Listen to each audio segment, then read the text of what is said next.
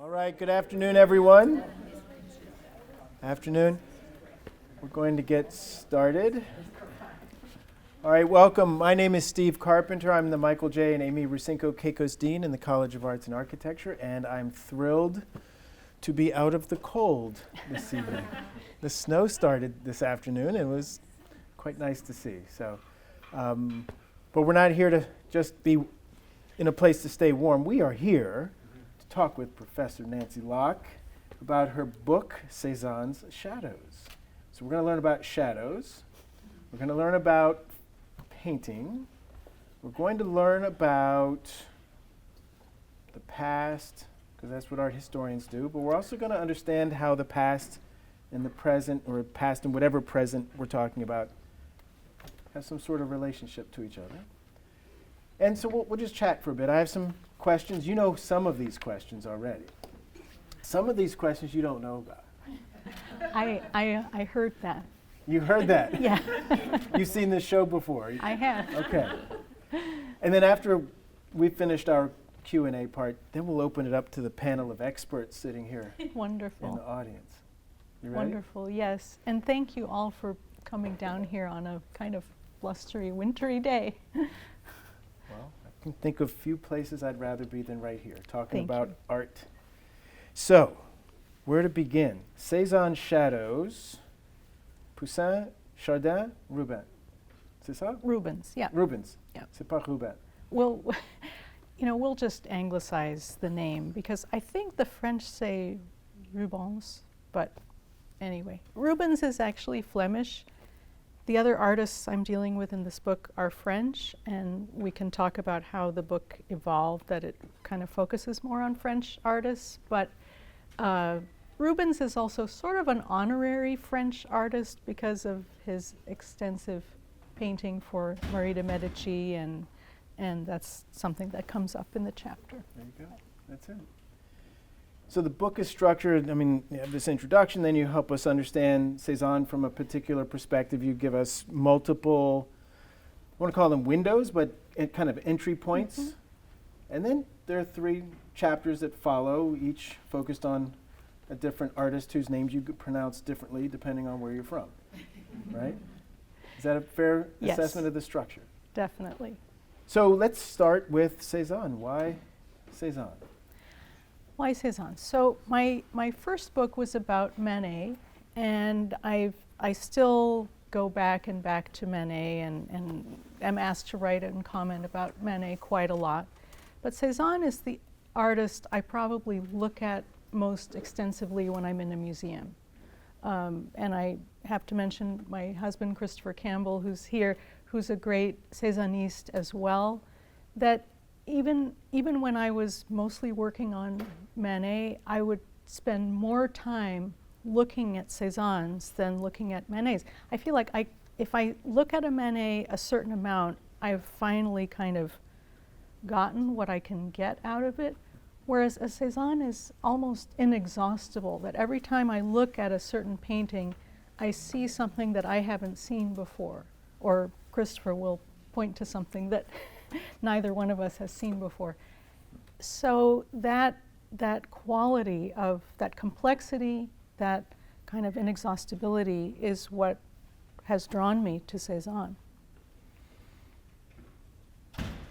So many decades ago, when I was an undergraduate, I took a couple of painting classes. And my professor, Robert Crane, he was just a scholar of Cézanne, in the sense that he studied Cézanne and tried to paint in a way that was influenced by him. But he would walk into the studio, and there was a saying he would say every few days, and I'd love your reaction to it. He said, Cézanne would say, the essence of the portrait is the picture plane, and the essence of the picture plane is its two-dimensionality. So as an undergrad, I'm thinking, okay, this is profound. And then I started thinking about it, and that makes no sense at all. Of course, it's flat. But that's not what he's saying. Well, okay, so in the 20th century, Cézanne gets described a lot by critics and art historians who kind of subscribe to Clement Greenberg's ideas about form, about painting, about what gets called formalism. So the two-dimensionality of the picture plane is something that you hear about a lot in this early modernist criticism. So in other words, Cézanne shows us things that are in the background, things that are in the foreground, but they're kind of interlocking. And in fact, Cézanne even made a gesture, interlocking his fingers, talking about trying to interlock foreground and background. So we find him pushing the background toward the picture plane and having things that are on or in front of the picture plane in some kind of complex tension with it. So you're more aware of the two-dimensionality of the picture plane looking at Cézanne than you are looking at someone like Manet, who might have flattened painting, might often give us a kind of flat background around a portrait or a figure, but it's in Cézanne that you see this interlocking. So I totally get what your painting professor was saying. The thing about the portrait being essentially, what he said, it's essentially two-dimensional? The essence of the portrait is the picture plane. Yeah.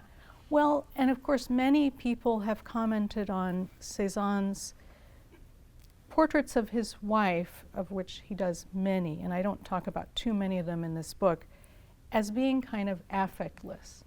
And this view is now under a lot of pressure from art historians like Susan Sedlauskas, who said, hey, look, there is a lot of affect there. It's just not the kind of obvious feeling and sentiment that you usually see in portraits of loved ones. So that is something that I bring up a little bit. But that kind of brings us back to this focus on design and two-dimensionality as maybe taking precedence over something like sentiment, feelings one has for a partner that are really not visible in Cézanne. Thanks. That saying has stuck with me, and so I appreciate you commenting on it. Great. One of the things that you mentioned early on as you're talking about Cézanne and trying to place him within a particular context to help us then get to the next 3 chapters is, well, several things you mentioned. One of the things that stuck with me was this idea of his practice. Mm-hmm. And you talk about, his work and an approach to working as being a meditation Mm-hmm. and a practice. So can you help us understand the difference between those two, or why was it helpful to think about the way Cézanne worked as a meditation or practice? So Cézanne frequently does particular kinds of compositions, portraits of his wife, paintings of Mont Saint-Victoire, this mountain that is distant from the town of Aix-en-Provence where he grew up, or still life. In other words, certain subjects that he returns to again and again. And the idea of practice, like the practice of a musician, is something I mention in the book. It was helpful for me because these paintings are not variations on a theme. Like an artist like Monet will paint a series of paintings of something like Rouen Cathedral at different times of day. And so it's the same subject, but you've got morning, very early morning light, you've got late afternoon light, everything in between. Van Gogh is an artist who will paint something like a painting of one of the members of the Roulin family, and then he'll do a kind of variation on that painting. He'll copy his own works. Most modernist painters are not interested in either making copies of themselves or of kind of doing the same subject over and over. Cézanne will, it seems, almost iterate, like a programmer, like someone who's developing a program for something. He'll start the same kind of composition again and again, but try to get something different out of it. And you see him pushing a certain painting to a certain point and then just stopping, just abandoning it. And maybe it's very early, maybe it's very, very late in the process, but you see that he's not going to push it any further. It's like he can't get any more out of that experiment. So I think it's more helpful to think of something like a scientist doing an experiment and having to repeat it or iterate, or a musician playing the same Bach partita over and over and trying to give it a different inflection or rehearse it in a different way. So some people would say that sounds like he just did a bunch of work that was not finished. Well, most of his paintings he considered unfinished, and yet other painters found them so consequential and found them to be such models for pushing painting to new places that I say in the introduction, this is something we have to take seriously, the fact that he's not just being sketch-like, like an impressionist painter. Oh, I'll just, or even Manet, I'll leave the hands unfinished just because I don't really need to finish them, and the rest of the painting is finished. No, Cézanne would have considered the painting unfinished, and yet there it is at the Museum of Modern Art, there it is, at the Musée d'Orsay, and it's a painting that someone like Matisse or Picasso really found to have a lot of implications for their own practice. So that's why I think the idea of practice is helpful. It's something that's repeated. And you mentioned meditation. It's also meditative because Cézanne paints slowly, and he paints with a lot of reflection. And my idea of looking at his engagement with the art of the past is a way of thinking about the space that is occupied by that sort of slow painting and slow looking that he's doing. I'm thinking about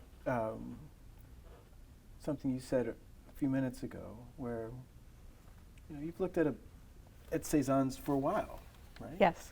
Many Cézanne's for many whiles. Yes. Right?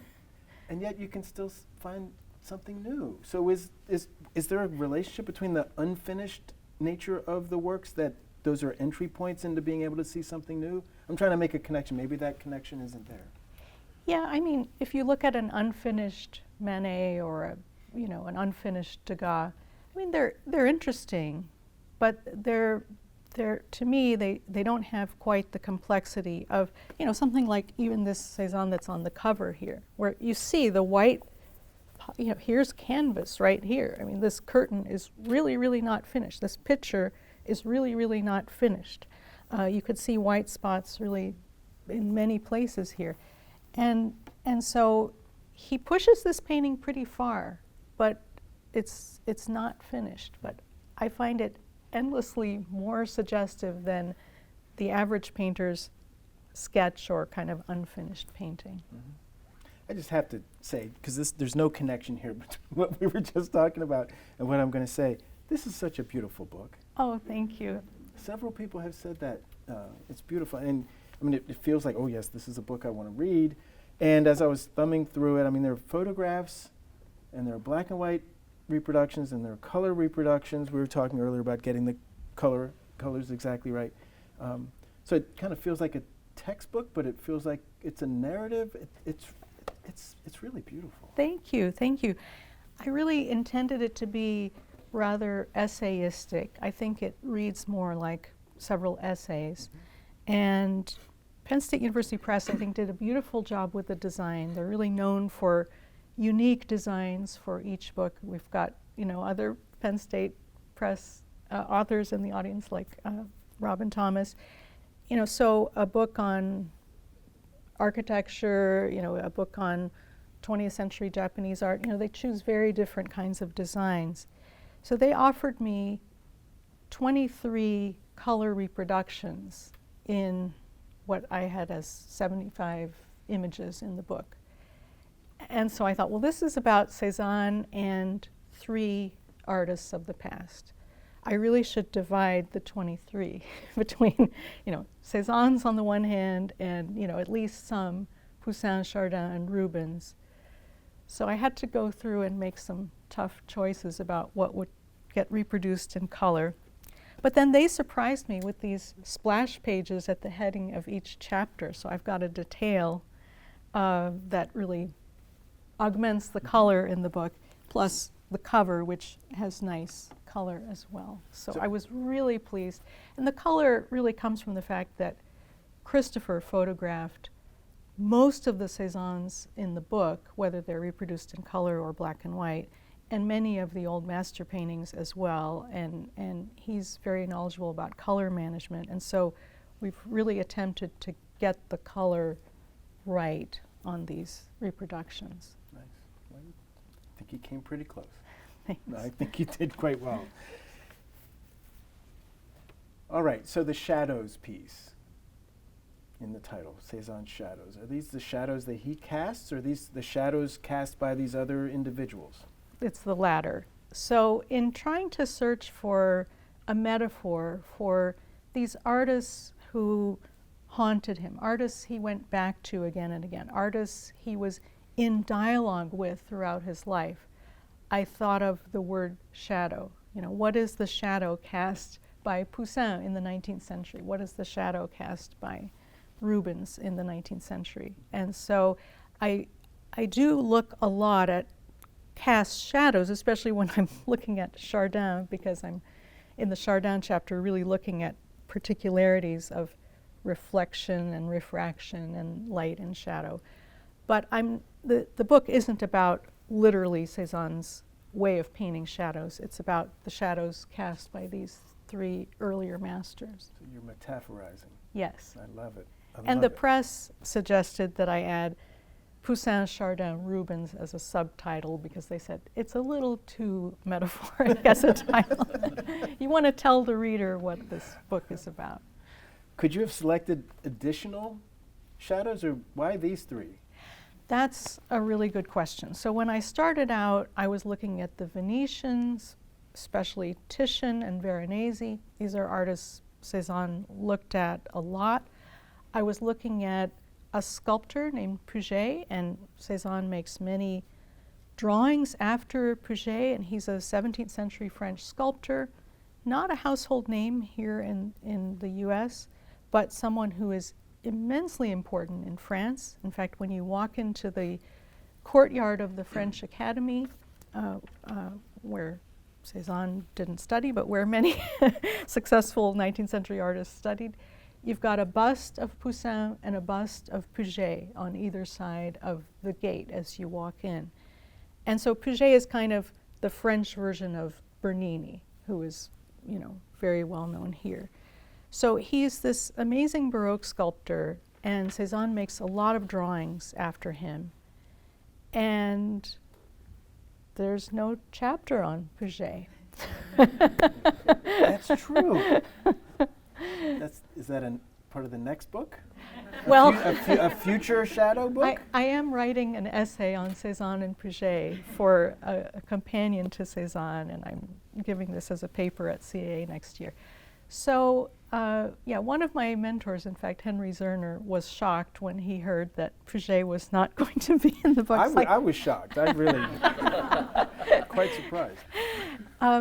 So Cézanne paints Puget's house, which was known. It's near L'Estaque, so it's in Provence, near Marseille, basically not that far from Aix-en-Provence.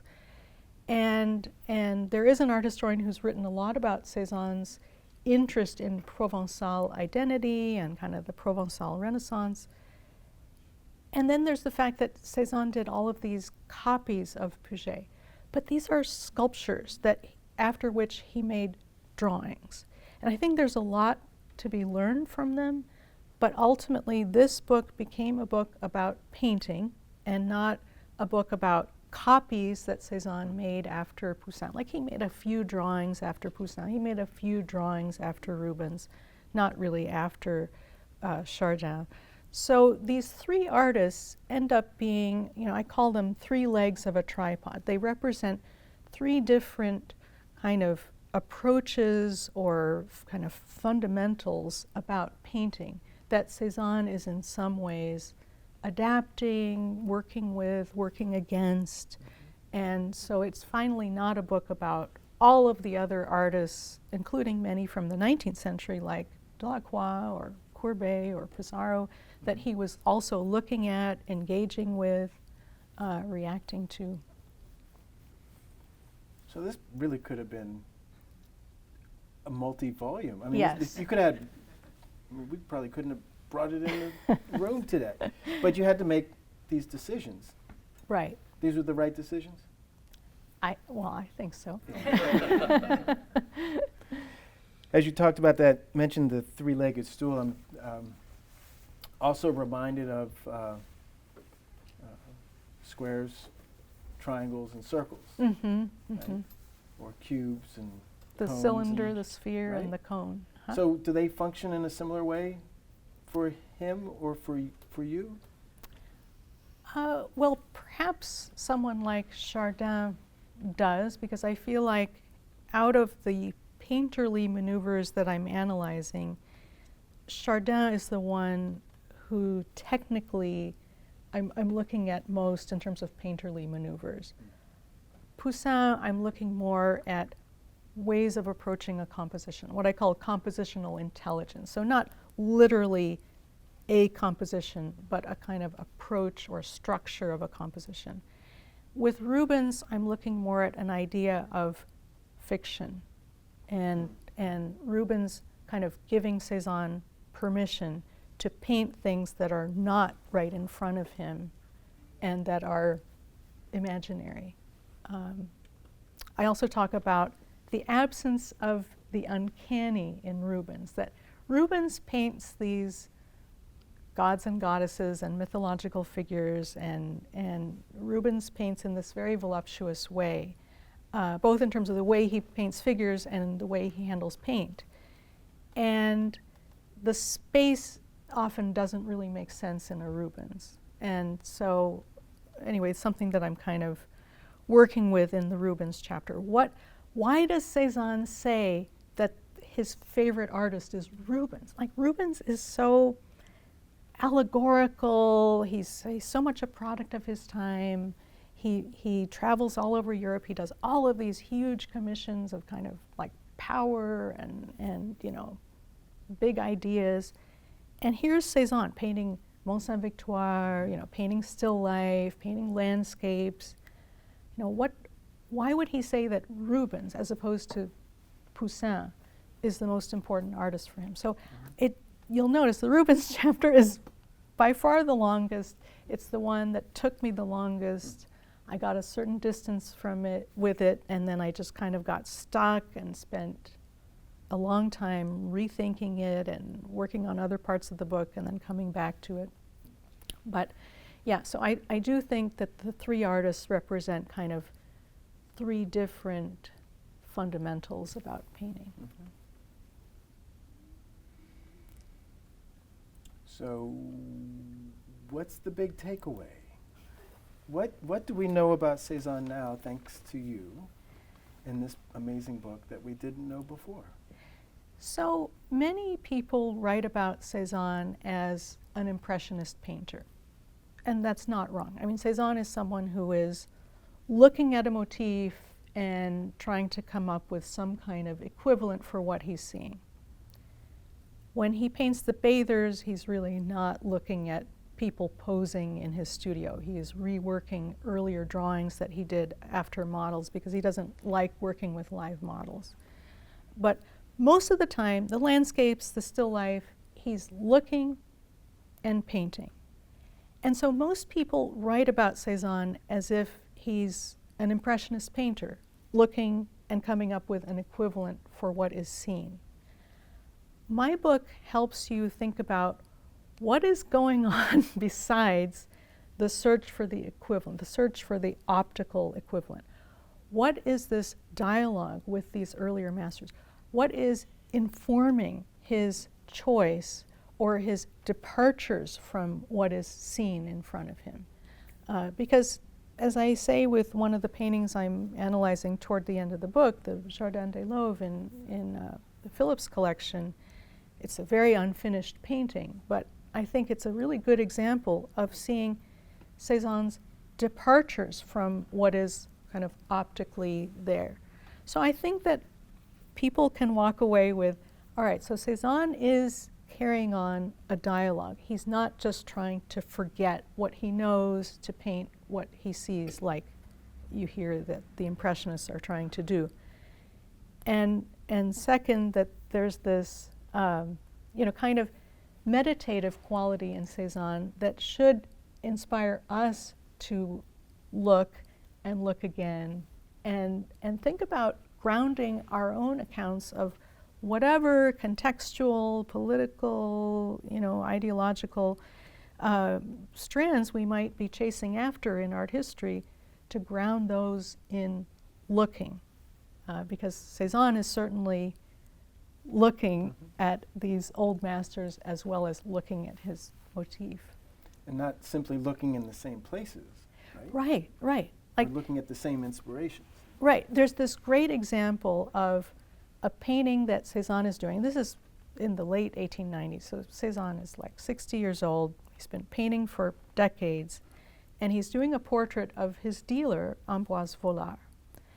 And he's working on this day after day. Vollard is posing. It's very tedious to pose for Cézanne because he yells at you if you fall asleep or if you move or anything. I would be a bad model. Does an apple move? That's right. And so Vollard keeps looking at this painting and saying, when are you going to finish my hands?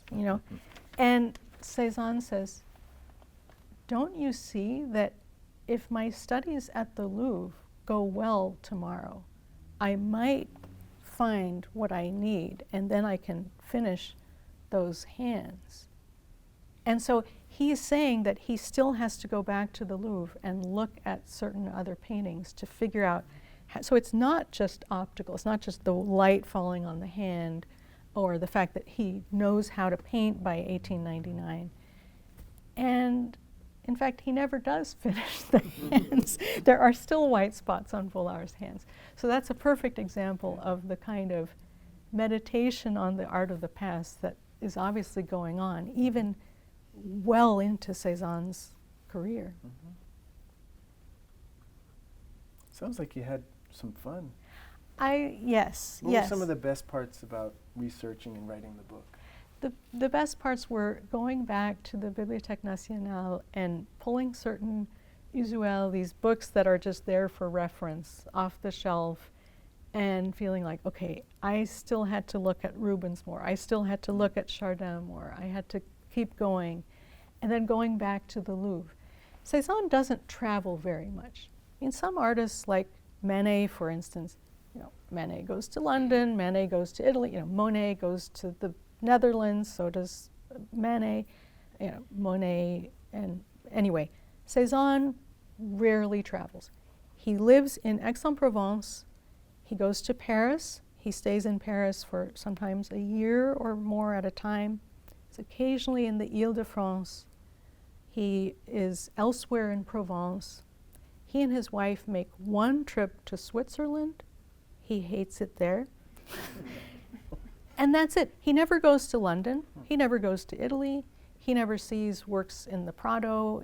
He loved painting.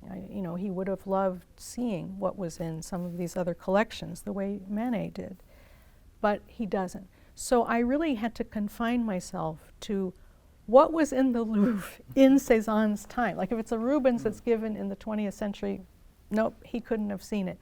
So going back and back to the Louvre was a big part of this book, and trying to look again and again at paintings and drawings that he could have seen.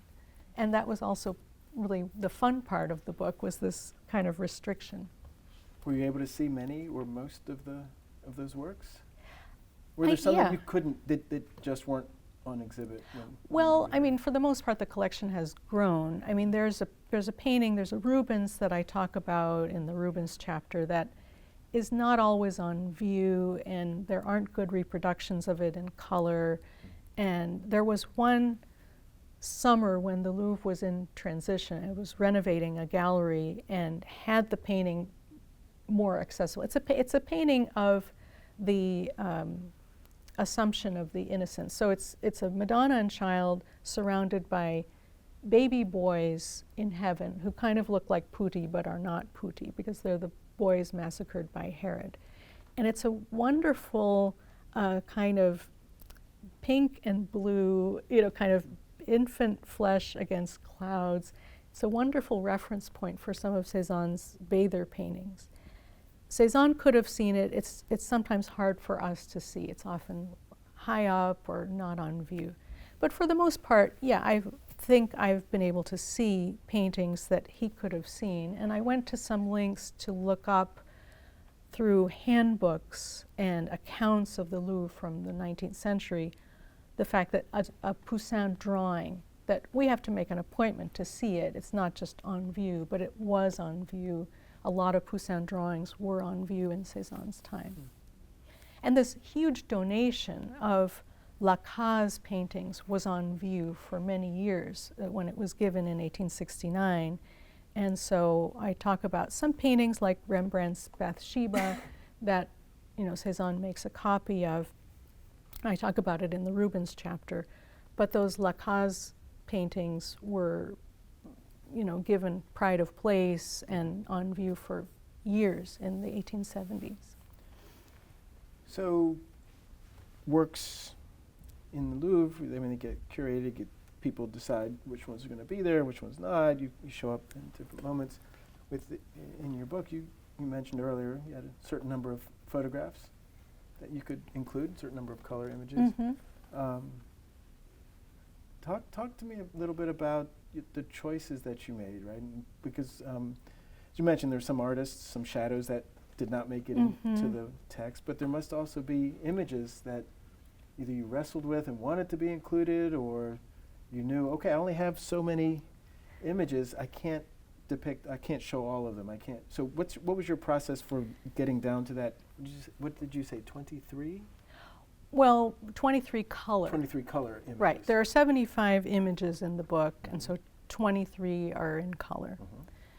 So I tried to restrict the color ones to paintings that I was talking about at greater length, paintings that are harder to see in some cases elsewhere, or that just were central to the chapter.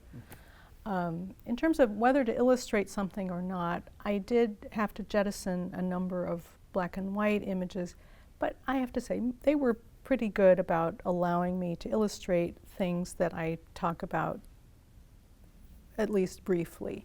I jettisoned ones where it was just a passing reference, referring to something that Delacroix did, and I'm not really analyzing it at all. I didn't illustrate it. Got it.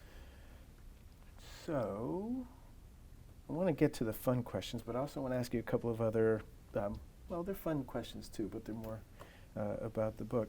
So talked about elements of researching and writing the book that were fun. Tell us about some frustrations. Well, at one point, I really worried that having 3 chapters that were about 3 major old masters was hopelessly old-fashioned. And I thought about totally changing the organization and making each chapter be about something like water or light. And I spent a lot of time worrying about that without it. I mean, I started some of these chapters, but I finally just retreated to this. You know what? This is kind of fundamental to my whole idea that Cézanne is engaging with Poussin, that I'm trying to get to the bottom of what his engagement with Poussin means. There's nothing wrong with having a chapter about Poussin. I don't need to make it a chapter about water. So. Let somebody else write that chapter. Yeah. So was it the Poussin chapter that kind of did it for you, and then the other 2 fell in line? Well, no. I mean, the Poussin chapter is the oldest chapter. It's the one I completed a long time ago, and it's, kind of still there. Both the Chardin and Rubens chapters were harder and were ones that were finished more as I just finished the book as a whole and wrote the conclusion, especially the Rubens chapter. So that's, I would say, those are the frustrations. I mean, the feeling that, gosh, there are so many other great Cézannes that I've spent a lot of time looking at that are not in this book, or that just didn't suggest themselves to me as an example of his engagement with one of these artists. Projects that ended up being articles about Cézanne that are not in the book. I wrote an article about a very early painting Cézanne did of Mary Magdalene. It's, I think, a very nice article, but it was a tangent that didn't end up in the book. There was another paper I gave on a landscape that belonged to Gauguin, very interesting landscape that was originally done on paper that Cézanne transfers to canvas, or someone transfers it to canvas. But I had all kinds of ideas about where this painting could have been done. I thought it was a painting of this particular dam that Zola's father had worked on, and it's a site near Aix-en-Provence. And I dragged my family out there, and we spent the whole day, you know, kind of hiking and looking for this possible vantage point to conclude that no, the painting does not represent the Zola Dam. And so, you know, that just kind of ended up being a fun lecture that I gave, but it's not in the book. It's not in the book. Yeah. But the world's richer for you having taken your family on that journey to answer this question once and for all. Yeah. That's yeah. good stuff. I can't remember if this is your question or mine. If you could convey one idea to a general reader in just 1 or 2 sentences that represented what you would like them to get out of your book, what would it be? Was that my question? That was my question, but well, but do you I feel like answer your question? I feel like I've already answered Okay, it when good. you ask what's the big takeaway. So Okay. you know, I I'll just wanted just to be say thorough. just the sort of, you know, the looking at Cézanne, and that I hope that in reading my attempt to look at these paintings will inspire the reader to look at the paintings. I would think I would think so. I would think so. All right, let's jump to these 5 questions. I want to ask Great. you these questions. Okay.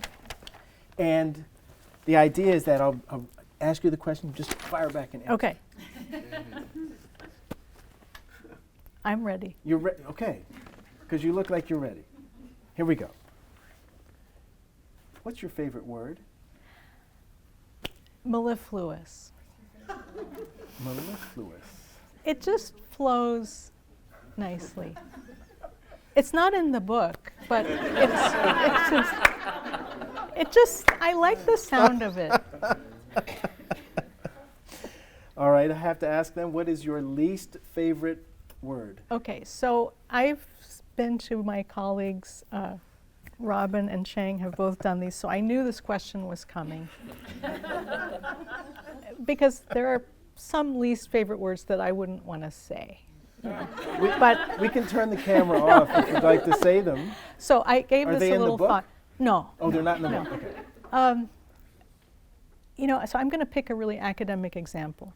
Some academics will use the word trouble as a verb in the sense of, I want to call into question the way you're framing X, Y, Z. You know, let me trouble your distinction. Like, it just sets me on edge. I don't mind if someone says, can I trouble you for a glass of water? But let me trouble your notion of Cézanne. That, like, ugh, I can't stand that. You got physically agitated. I mean, animated and. All right, I will. In my day when I was a grad student, the word was problematized. Like if you didn't know what kind of question you were actually asking, you could say you wanted to problematize something, which is really clunky, but I don't mind it. But trouble, I mind. All right. I'm going to leave both of those words where they are. If you were a color, what color would you be? Oh, like Merlot. Burgundy. Both beverages as well. That's, you know, I'm wearing a lot of gray right now, but I have a lot of sweaters that are kind of maroon, brick, wine colored. Mm-hmm. Yeah. What would Cézanne have said about your color choice? You know, Cézanne, my color choice, I don't know, but Cézanne was asked, what is your favorite color? And he wrote, general harmony. General harmony. There were these little questionnaires that many people did in the 19th century, and you had to write out, they're called in French, mes confidences, like my secrets, like what's your favorite color, what is your favorite occupation, and that sort of thing. And so they asked him, what is your favorite color? And he put general harmony. General harmony, all right. That might need to be the name of my next rock group. General. All right, I know this is a book, but what movie would you recommend watching on a snowy day? Tous les matins du monde.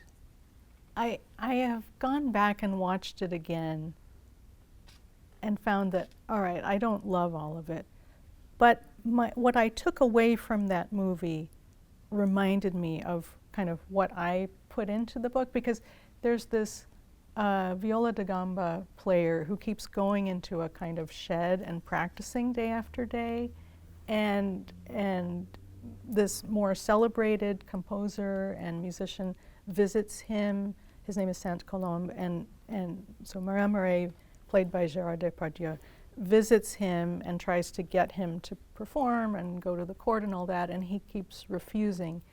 And there was a lot about that figure and about the sort of meditative activity of practicing in that film that kind of stayed with me as I was writing the book. Okay. Tous les matins du monde. Mm-hmm. Okay, very good. All right, question number 5. If you were not an art historian, what would be your profession? So when I went to college, I was going to major in journalism, and I really wanted to be a feature writer. Mm-hmm. And then I discovered art history.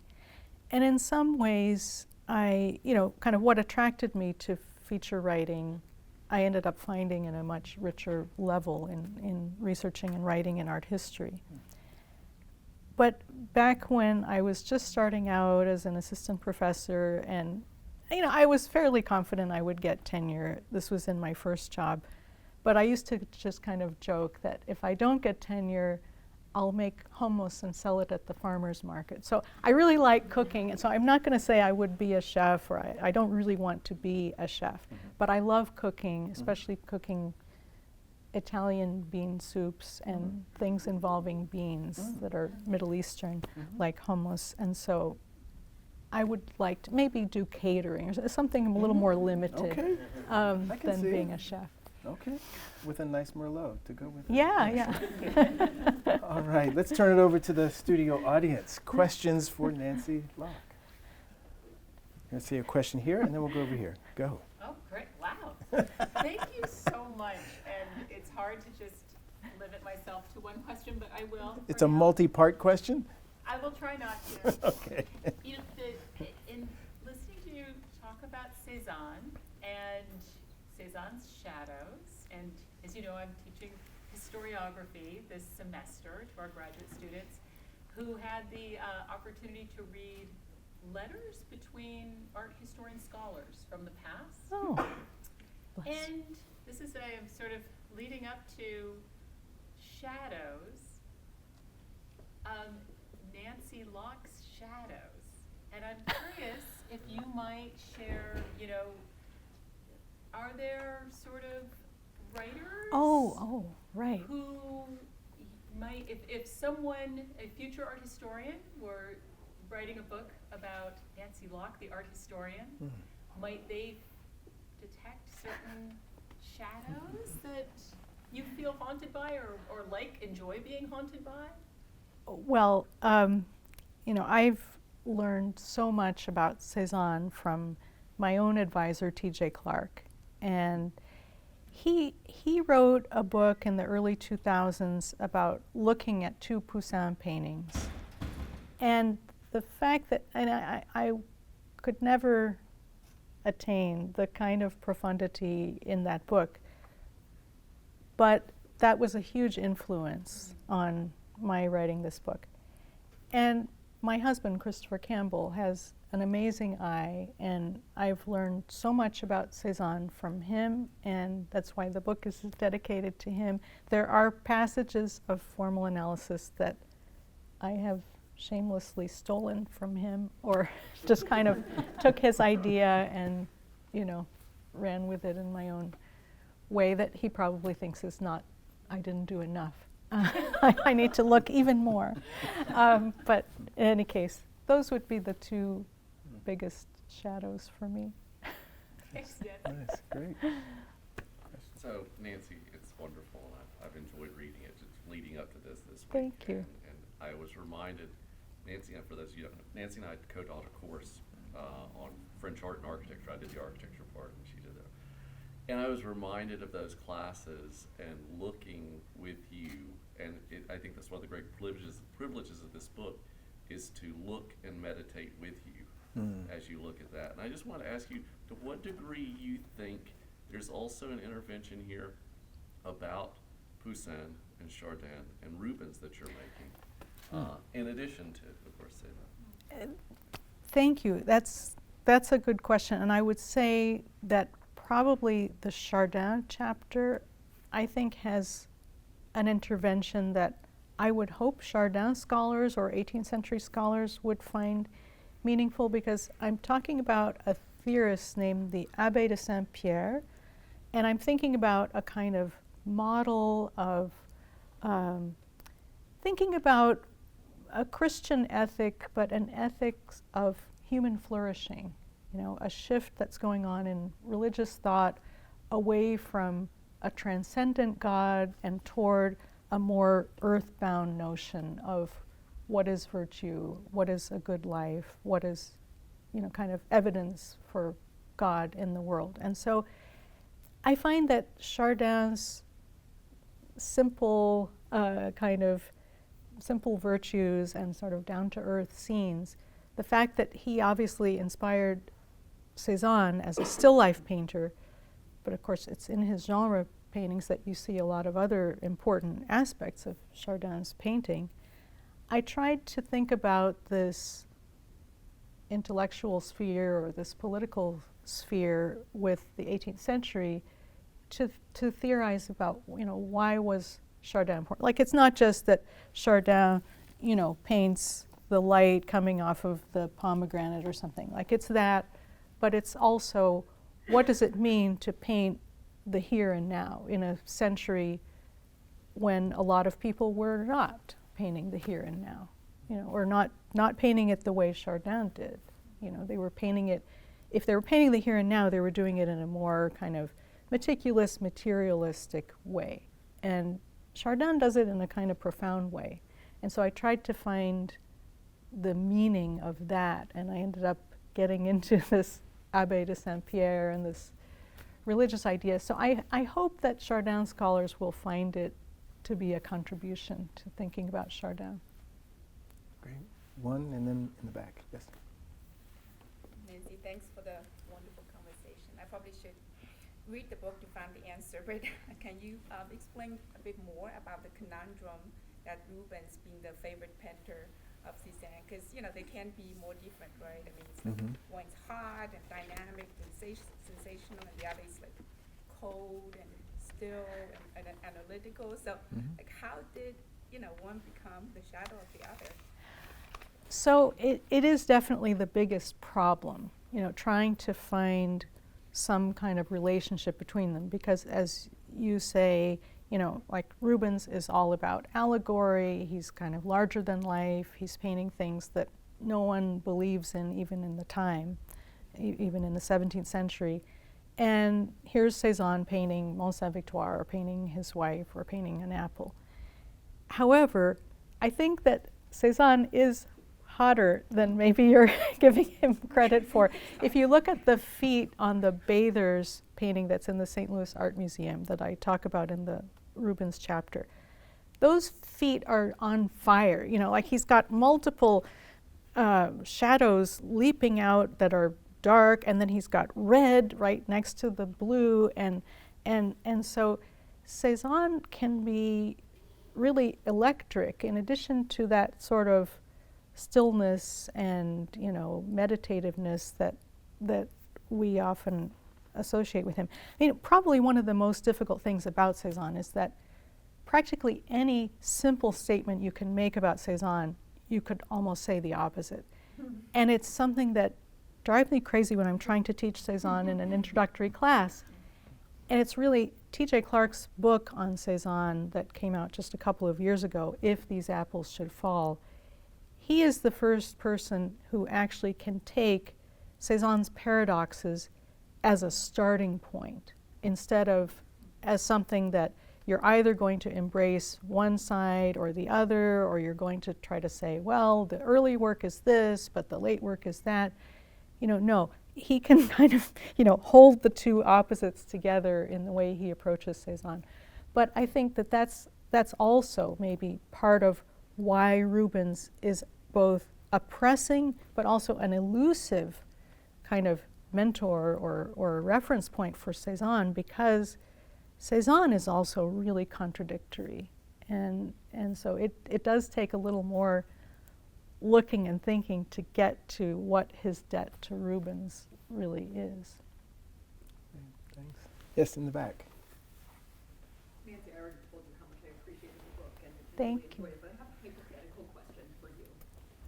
As you were talking about Cézanne going to the Louvre and kind of going back and back, I was thinking about the way that these collections are now divided up and the way the Musée d'Orsay presents Cézanne, and it's such an important, I suppose, part of that museum and that collection.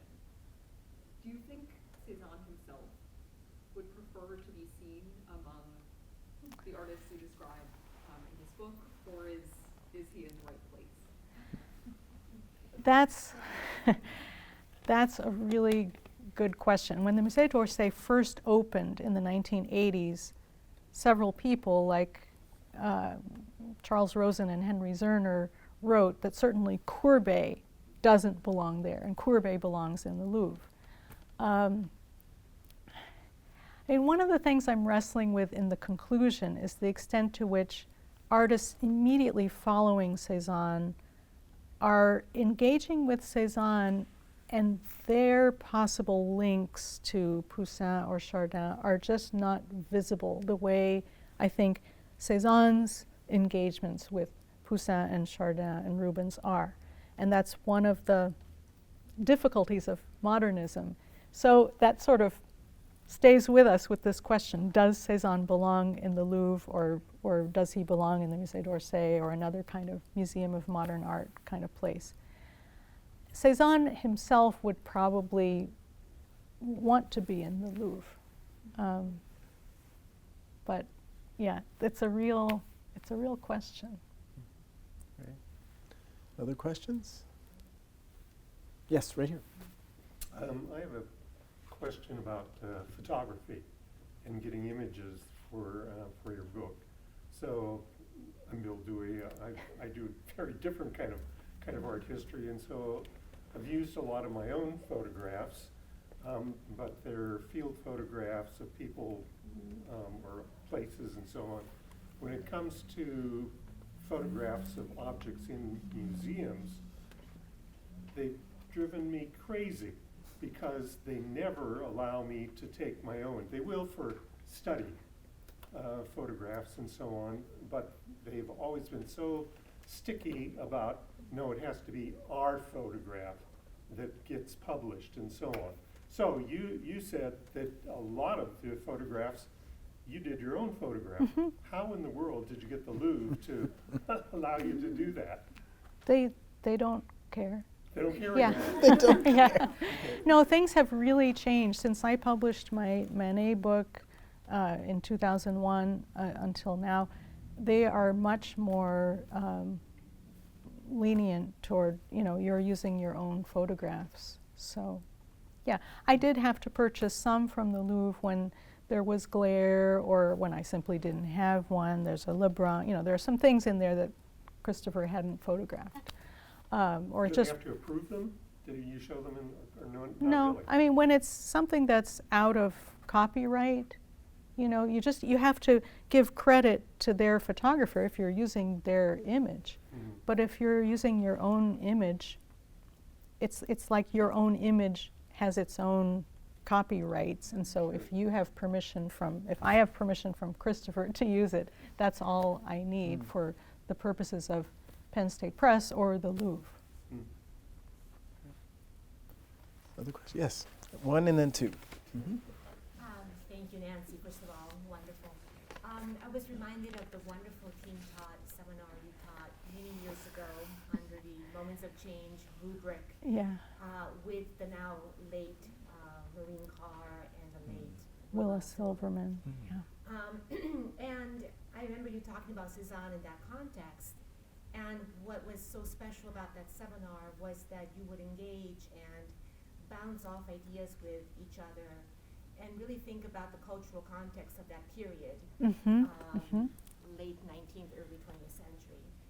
And if you were to engage now with a literary historian, French literary historian, and a music historian of that period, in the wake of this book, what might be some points of intersection, do you think, that might grow out of that discussion? Wow. So I don't know the literature on Debussy well enough to say, oh, I would, sort of have some exchanges with so-and-so, so-and-so's work on Debussy. But certainly it would be fun to talk with a Debussy scholar. Debussy is very, very different from Cézanne, but I do feel like in the period that would be the musician I would want to think about the most. As for literary scholars, Paul Smith has done a lot with literary sources and Cézanne. Not only Zola, well, a number of people have written on Zola because he was Cézanne's childhood friend. And then Zola wrote a novel about an unfinished masterpiece and a figure kind of like Monet, Cézanne, who is not finishing it, and it may or may not have impacted their friendship. It certainly seems like they're not very close after that novel is published. But I would say, yeah, somebody like Paul Smith, who has spent even more time on some of the other writers in this orbit, would be a person to have exchanges with on literary sources. Great.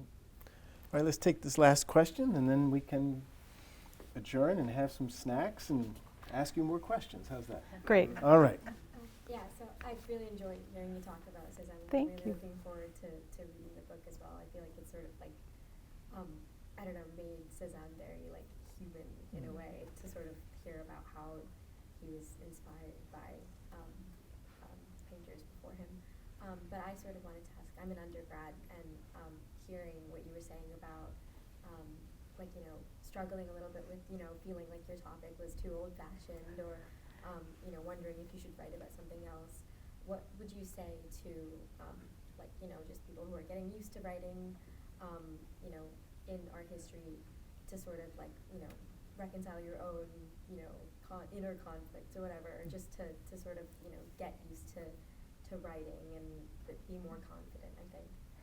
The number one is follow your passions. If you're really interested in Michelangelo or Picasso or somebody that many, many people have written about, don't be afraid.